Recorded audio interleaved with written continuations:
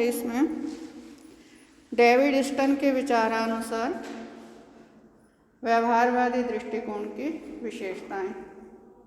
कुछ बच्चे आज पहली बार आए हैं ना, तो व्यवहारवादी दृष्टिकोण का अर्थ है मनुष्य के राजनीतिक व्यवहार का अध्ययन।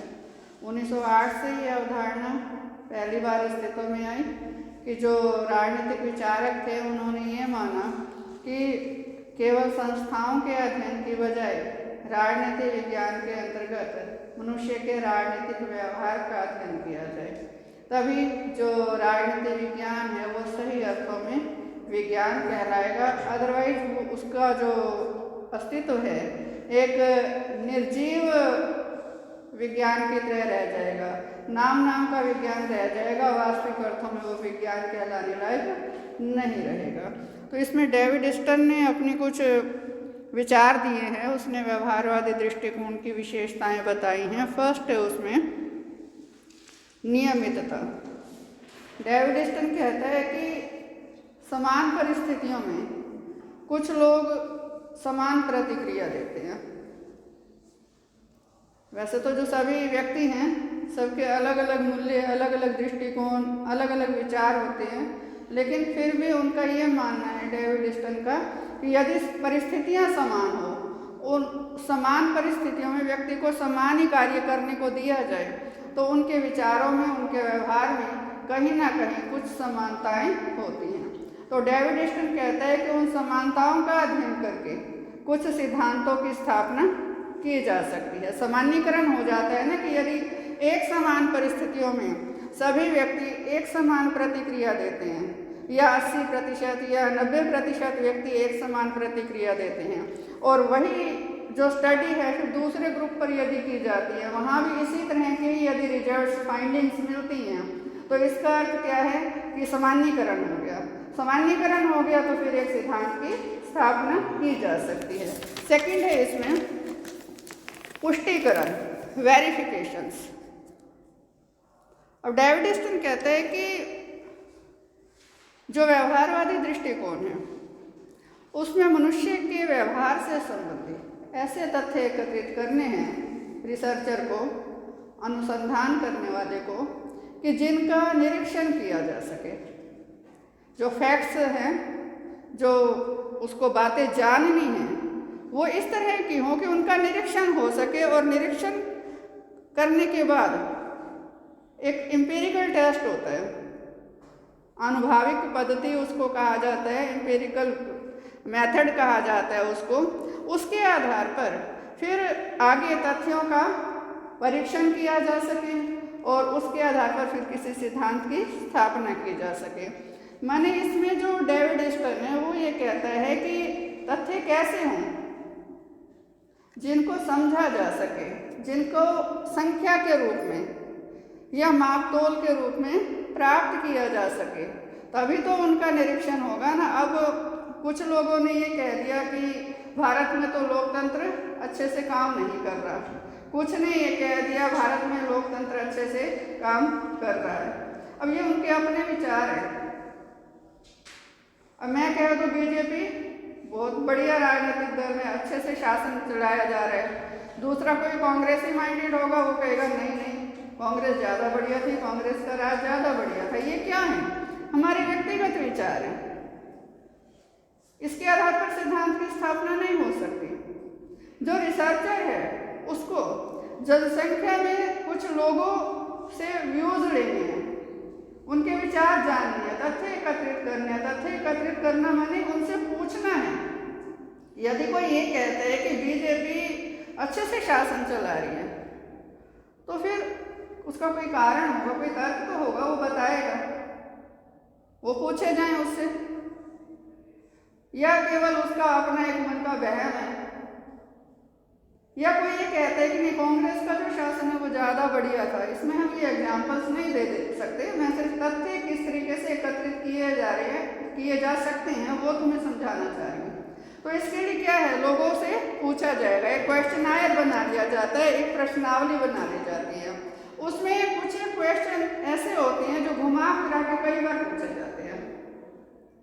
फिर उससे जो निकल कर आएगा कि ये बीजेपी को एक अच्छी शासन प्रणाली क्यों कहते हैं, या कांग्रेस की शासन प्रणाली को बीजेपी से बढ़िया क्यों कहते हैं, या लोकतंत्र हमारे देश में किस तरीके से कार्य कर रहा है, वो सारे जो आंकड़े निकल कर आएंगे, संख्या में प्राप्त हो जाएंगे ना हमें कि इतने लोग तो ये कह रहे हैं और इस आधार पर कह रहे हैं, कुछ लोग इससे अलग विचार रखते हैं और इस आधार पर रखते हैं, आधार के साथ आ जाएगा उस प्रश्नावली के माध्यम से।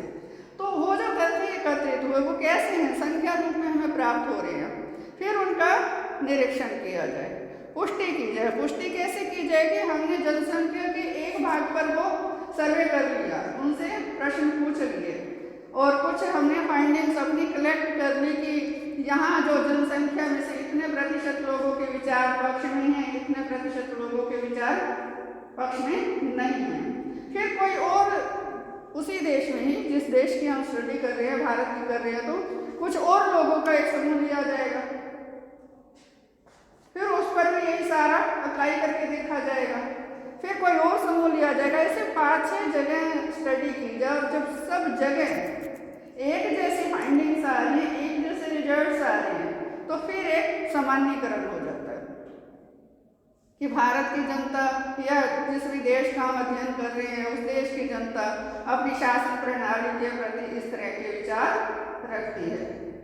तो इस तरीके से जो पुष्टि है वो की जाती है कि माने एक जगह जो तथ्य एकत्रित किए हैं वैसे ही तथ्य दूसरी जगह एकत्रित कर लिए जाएं, वैसे ही आंकड़े दूसरी जगह एकत्रित कर लिए जाए, फिर उनमें तुलना की जाए, या एक देश के लोगों के राजनीतिक व्यवहार से संबंधित आंकड़े इकट्ठे कर लिए, फिर दूसरे देश के लोगों के उसी पैटर्न पर ही राजनीतिक व्यवहार संबंधी आंकड़े इकट्ठे कर लिए और फिर उनकी तुलना की।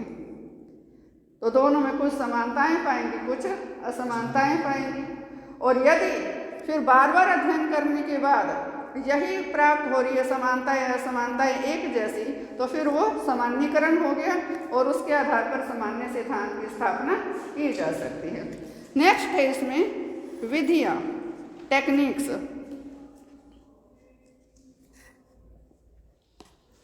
अब डेविड स्टन कहते हैं कि जो राजनीतिक तथ्य एकत्रित किए जाएंगे, मनुष्य के राजनीतिक व्यवहार से संबंधित जो आंकड़े इकट्ठे किए जाएंगे, उनका निरीक्षण और उनका जो पुष्टिकरण किया जाएगा, उसके लिए जो मेथड्स हैं, जो टेक्निक्स हैं, वो इस तरह की हों कि जो अध्ययन को और ज़्यादा विश्वसनीय बनाए। तो इसके लिए डेविड स्टन कहते हैं कि सैंपल सर्वे हो सकता है, मैथमेटिकल मॉडल हो सकता है।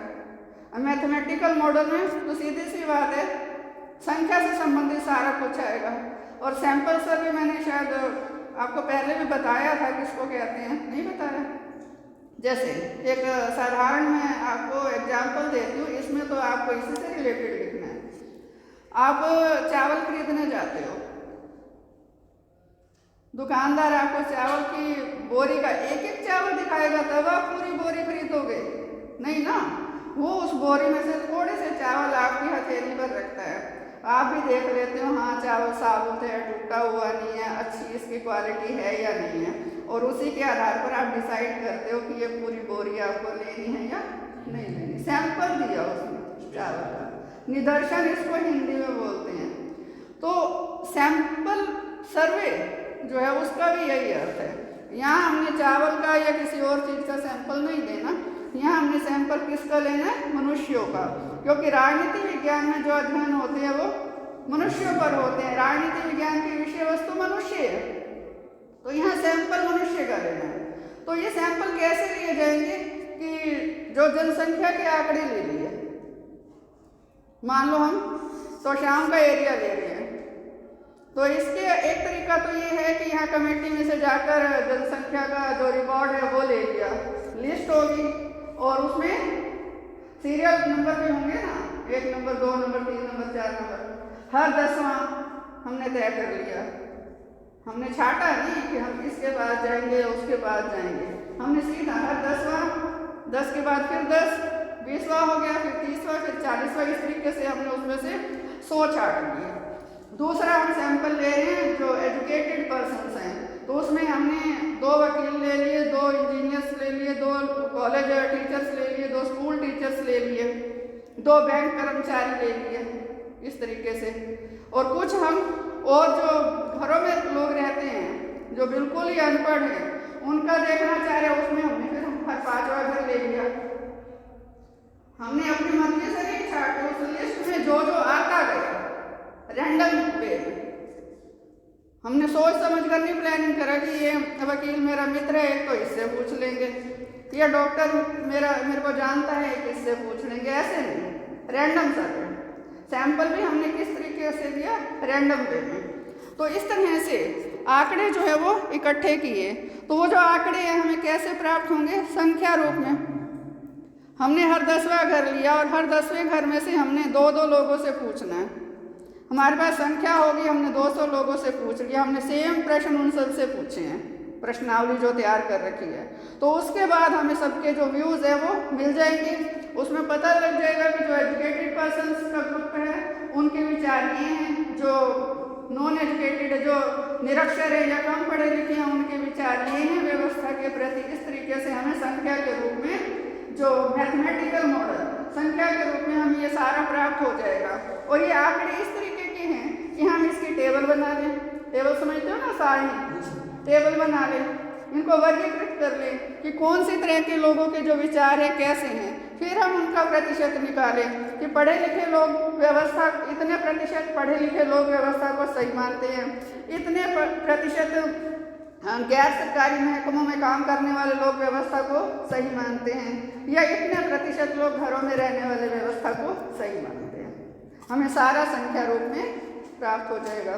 तो डेविड स्टन कहता है कि जो राजनीतिक व्यवहार का हमें निरीक्षण परीक्षण करना है, उसके आंकड़े एकत्रित करने की जो टेक्निक है वो भी या तो सैंपल सर्वे हो या मैथमेटिक मॉडल हो, या फिर इससे मिलता जुलता कोई और मेथड हो जिसमें हमें जो आंकड़े हैं वो संख्या रूप में प्राप्त हो सके, ताकि उनका अच्छे से निरीक्षण परीक्षण किया जा सके।